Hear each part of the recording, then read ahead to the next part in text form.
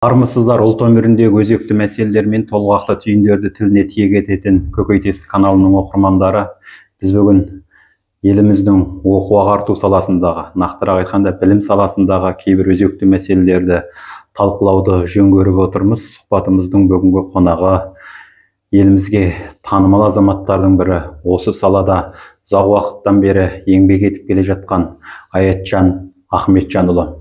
Соңғы кездері біздің депутаттар мінбеден көтеріп жатқан бір мәселе оқулық мәселесі, оқулықтың сапасыздық мәселесін жиі айтып жатыр. Қазақстанда оқулықтар расында сапасыз ба? Ол сапасыз болса, оның сапасыз болуына не себеп? Әңгімені осыдан бастасақ. Білім беру саласына 2010 жылы келдім. 2012 жылы оқулық олқы болса, оқушы қайдан оңады деген мақала жазғам. Сол кезде жұрт оқулық деп жылап жүретін. Содан бері 15 жылға жуық уақыт. Бірақ түзелген жоқ, ілгерілеген жоқ. Тіпті жаңартылған бағдарлама деген бағдарлама кіретін тұста, яғни Сағадип заманында бұл оқулық кері кетіп қалды.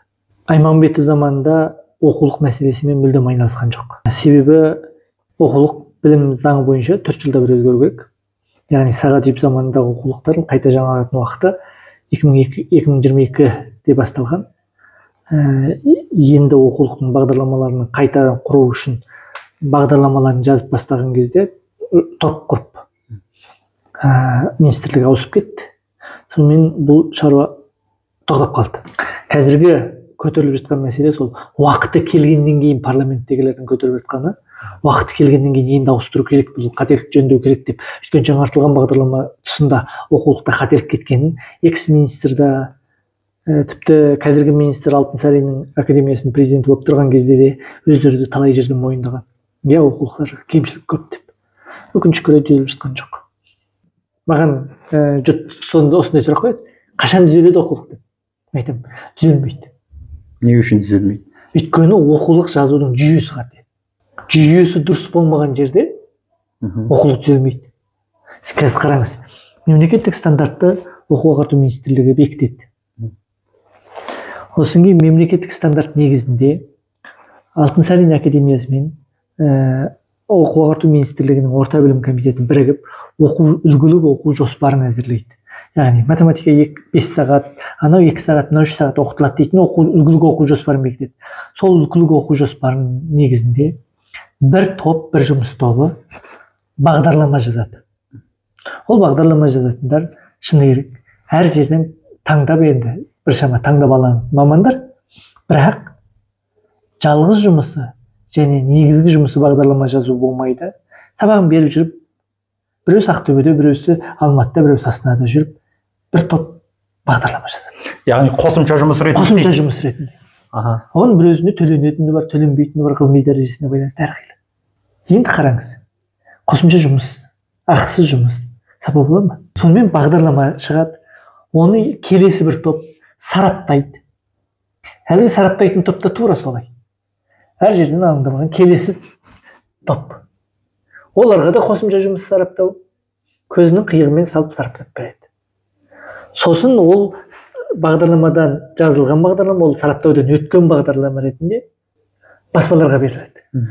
Баспалар авторлар ұжымын жинап алып оқулық жазылады. Үлкені 6-7 баспа, ұзын саны 20-дан астам баспа оқулық жазылады. Сосын бір пәннен 6-7 түрлі оқулық қалыптасады. Ол оқулық жазушыларда бағанағы сияқты баспаларға қосымша жалданған, қосымша жұмыс ретінде жалданған қызметкерлер. Оның да негізгі жұмысы оқулық жазу емес, ол да мектепте сабақ беріп жүрген, университетте сабақ беріп жүрген адамдар. Олар екінші жұмыс ретінде жүріп кешке таңертең қолы бос кезде оқулық жазып береді. Білім мазмұнын сараптау орталығы дейтін орталық бар, яғни бұрынғы оқулық орталығы. Соған кеп түседі. 5-6 мысалы математика пәнінен 6 баспадан 6 оқулық кеп түседі. Ол жерде сараптау комиссиясы, бағанағы сияқты тағы бір жиналып алған сараптау комиссиясы бар. Олар қарайды. Сосын ішінен біреу таңдайды және оған ескертпелерін береді. Сосын ол оқулық өтеді. Ол оқулық басып шыққаннан кейін сынақ мерзімге бір өңірге, өйтпесе бір мектептерге жібереді. Ол мектеп сынақ мерзімінде қолданады, сосын сыналады да негізгі оқулық бекітіледі. Енді ойлаңыз, бір оқулықтың басында неше мекеме, неше жұмыс тобы жұмыс істеп жатыр. Оқу ағарту министрлігі, Алтынсарин академия, оқулық сараптау орталығы, баспа, 4 мекеме. Бағдарлама жазатын топ, бағдарламаны сараптайтын топ, оқулық жазатын топ, оқулық сараптайтын топ. 4 топ. 8 бөлік. Көбінің екінші жұмыстары. Енді осыдан сапалы жұмыс шыға ма? Таңертеңнен кеш бітқанша басыңды қосып алып, бірге отырып, бірге талқылап, сенің жалғыз жұмыс ретінде қарайтын болса, онда мүмкін. Ана жерде оқулық шықпайды, мен ешқашан оқулық сапалы болады дегенге мен қазіргі жүйеде сенбеймін. Мысалы, қалай? Дамыған мемлекеттерде. Сіз мектепте мықты мұғалімсіз ба? Анау университетте мықты методик маман. Соларды қайтеді, 1 жылға, 2 жылға шақыртады министрлік. Бүкіл қаражатын төлеп. Осындай бір кабинетте отырады күндіз кешке шейін. Топ. Сол топ оқулық жазып шығады. Бағдарламасын өзі жазады, сараптайды, не істейді, тартылдады, бәрін жазады. Ал баспа не істейді? Ол типография ғой. Басып шығару қызметін атқарады. О заманда бұл заман баспа оқулық жазады. Мәселе сол. Сондықтан біздің оқулық мәселесі оңалмайды. Шешілмейді. Мен ашық айтып беремін, шешілмейді. Мен енді осы жобаны кезінде атын атамай қояйын. Қазір үлкен қызметте отыр. Мемлекеттің алдың 10 адамының біреуі. Соның біреусі осы дүниені соған былай бітейік. Баспалардан алайық. Баспа тек қана басу. Кітап басу өсін. Кітап басу өсін ғана қолға алсын. Сол кезде айтқан, беліңе көтерілетін жоқ барды байлашы деп. Өйткені ана баспалардың артында миллиардтаған бюджеттер ойнап жатыр. Бұл схемада миллиардтаған бюджеттер ойнап жатыр. Тағы бір мәселе, сіз өзіңіз мектептің директоры да болдыңыз. Үлгілі мұғалім ретінде сабақта бердіңіз. Жеке мектепті ашып жатырсыз. Қазір біз мейлі қайсы мектепте баламыз оқысын, ол қайтып келгеннен кейін міндетті түрде қосымшаға беруіміз керек болады. Қосымша оқымаса бала надан қалады дейтін бір ұғым бар осы Қазақстанда. Мен баяғыда айтқам, білім беру орталықтарының көбеюі мектептердің сапасының нашарлығының айқын көрінісі деп. Мектеп мемлекет бекіткен мемлекеттік стандартты толық орындауға шамасы жоқ. Себебі мемлекеттік стандартты орындау үшін 2-3 шарт жағдай орындалу керек. Бірінші, барлық сыныпта баланың саны 24 болу керек. Барлық мектеп бір ауысымда оқу керек. Оның негізгі сабақтары, факультативтері, баритивтері толық орындалу керек. Қазір мектебіңіз 2 ауысым, 3 ауысым. Бір сыныпта 30-ға жоқ. Орындай алмайды. Мемлекеттік стандартты көздеген мақсатты толық орындай алмайды. Сондықтан сіздің балаңыз қосымшаға баруға мәжбүр. Қазақстан тәуелсіздік алғаннан бері, қателеспесем, 7 мыңнан артық мектеп салынды ғой деймін. Қазір мектеп саны 7 мыңнан асты деп жатыр. Енді осы неге біз 2 ауысымды, бұрын 3 ауысымды болатын, әзір одан құтылып 2 ауысымды құтылғанымыз жоқ. Бізде мемлекетте жаңылмасам 230-дан астам 3 ауысымды мектеп бар. Әлі. 150-ден астам апатты мектеп бар. Мен жаңылуым мүмкін, бірақ цифр осы маңызды. 2 ауысым мектептен құтылудың бір жолы жоқ па бізге? Біздің жалпы экономикалық жағдайымыз жар бермей жатырмыз ба? Жоқ, біздің өсіміз өте керемет, тез кетіп бара жатыр ма? Біздің дамуымыз ілесе алмай жатыр ма? Әртүрлі нәрсе бар бұл жерде. Ең бірінші, біздегі ішкі миграция өте қатты қалаймаған. Қалаласу процесі тез және жабайы. Бір жерде ауылдарда мектеп жабылып жатыр мысалы. Ал қалаларда. Екінші дүние бар. Бізде саяси карьерада мерзім жоқ. Яғни облыс әкімінде де, министрде де мерзім жоқ. Олар 5 жыл, 3 жыл отырады дейтін нақты гарантия жоқ.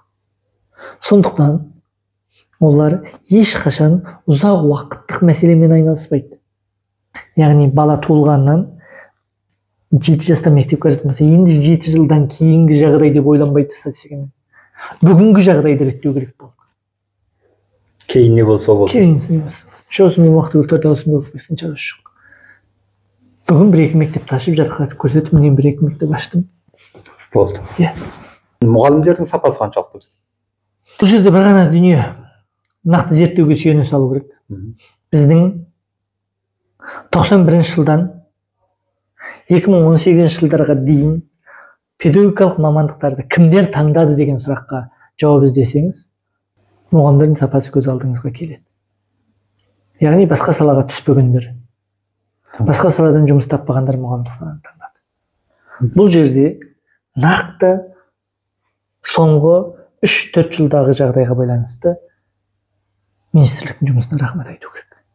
Толыққанды міне 2017, 18, 19, 20, 21-лерде, 22-лерде педагогикалық мамандықтар, мұғалімдік мамандықтар көш басына шықты. Бұрын мұғалімдіктен кетіп қалған қаншама таланттылар мұғалім болып қайтып келіп жатыр. Ал қазіргі таланттылар педагогикалық мамандыққа түсіп жатқандар бұлар енді бір 5 жылдан кейін өнім береді. Сондықтан біз әлі 5 жыл мұғалім мәселесімен көп ойланамыз.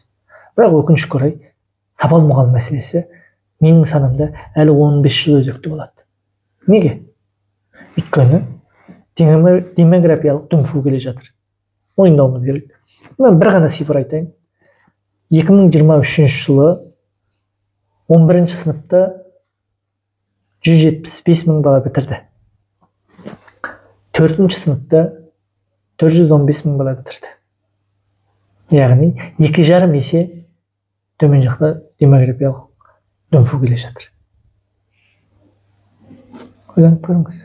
Ықыластарыңызға рахмет. Енді осы келелі кеңесіміздің ұрпақ тәрбиесіне иненің жасуындай болса да пайдасы тиіп жатса, ол да біздің діттеген, көздеген мақсатымыздың бірі. Келесі кездескенше сау саламат болыңыздар.